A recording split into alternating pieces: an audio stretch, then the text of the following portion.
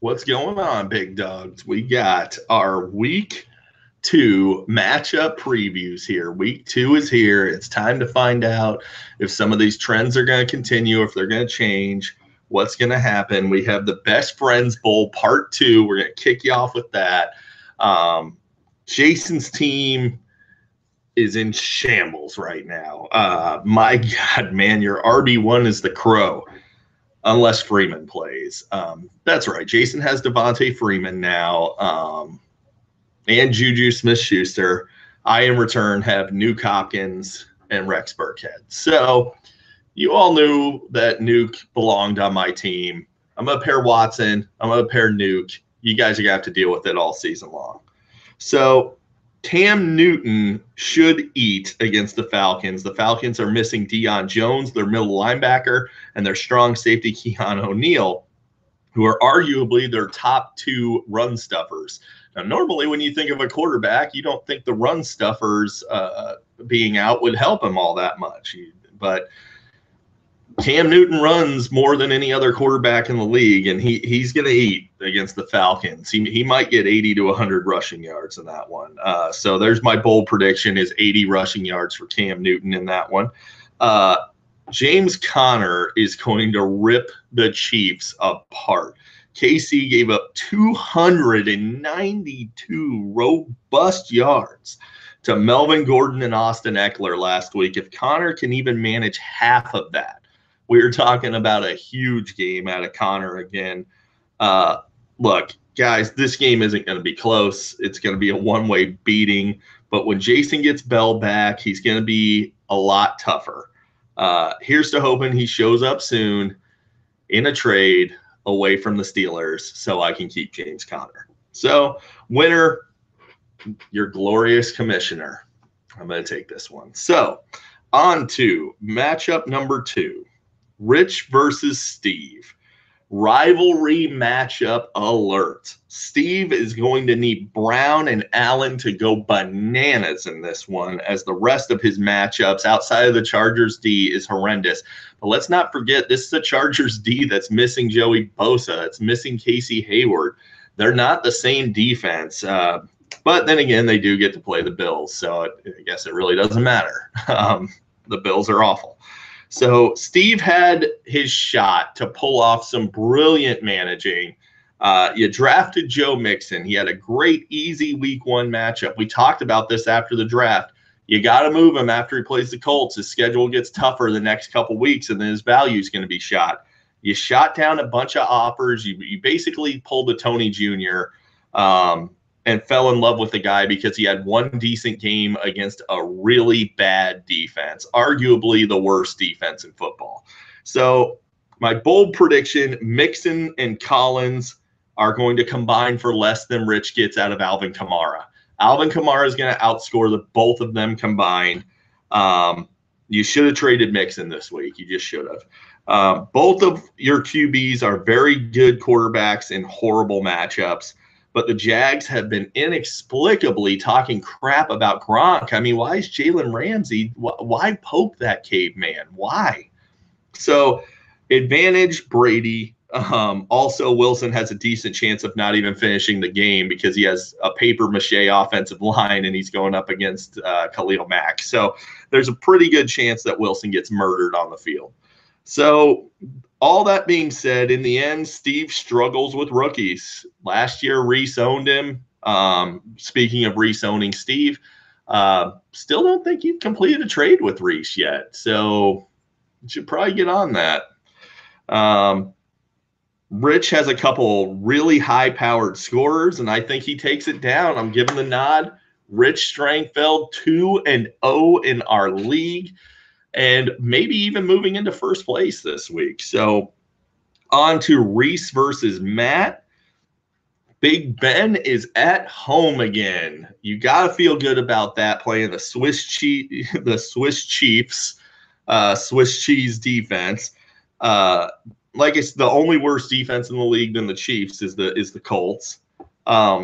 Zeke should have a rare, decent outing at home against the Giants.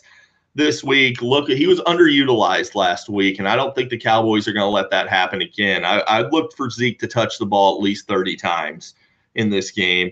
Julio is going to torch the Panthers, but we all know he's not going to score. So look for another 150 yards or so, no touchdown. I don't know how this guy piles on this yardage and never scores, but Matt Ryan finds a way to not give him the ball. In his last 20 end zone attempts to Julio Jones, think about this. His last 20 attempts to Julio in the end zone, he's completed one out of 20. Now, you can't tell me that even Joe couldn't complete more than one to Julio freaking Jones.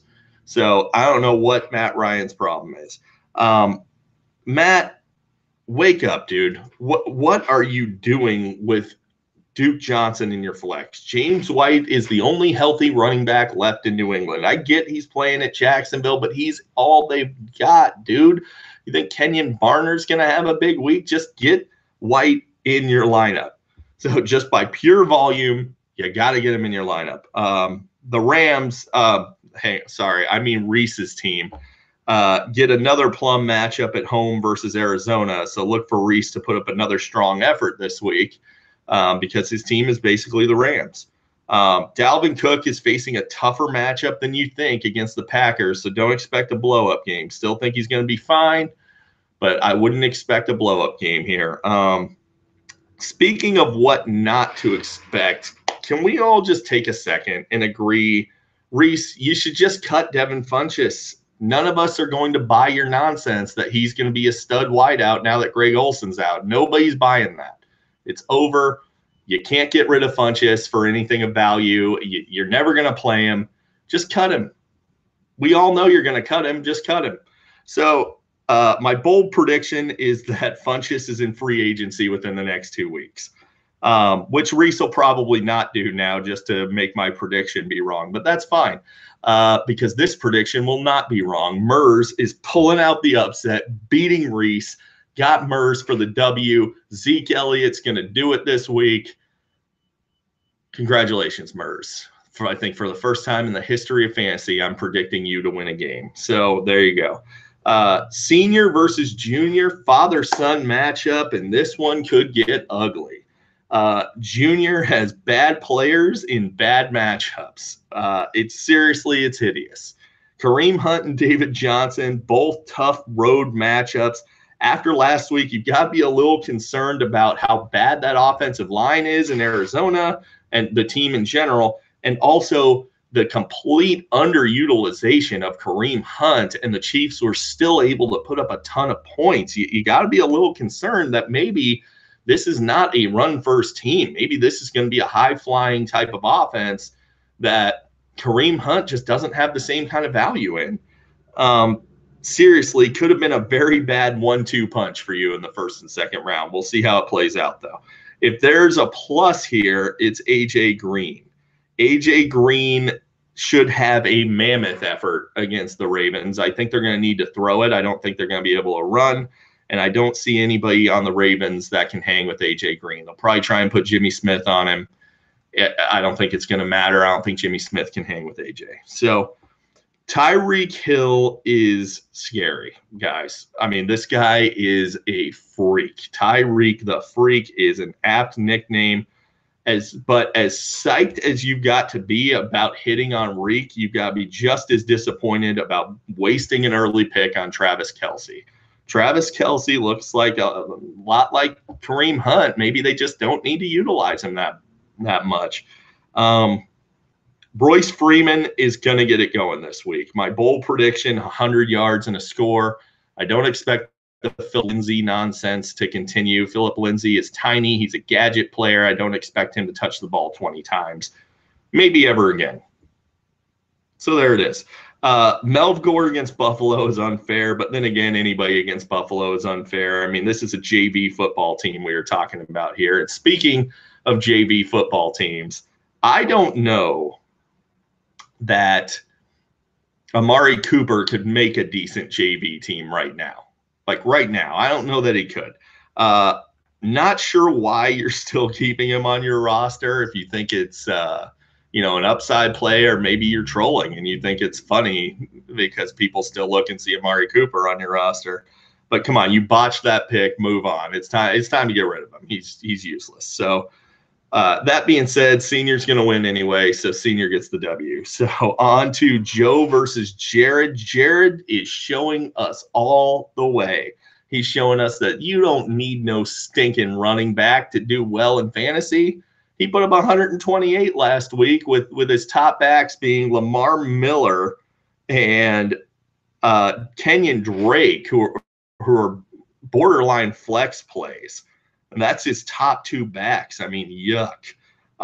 Breeze is going to hammer the Browns. ODB is going to crush Dallas. My bold prediction for this one is that ODB is going to put up $170 and two touchdowns against Dallas.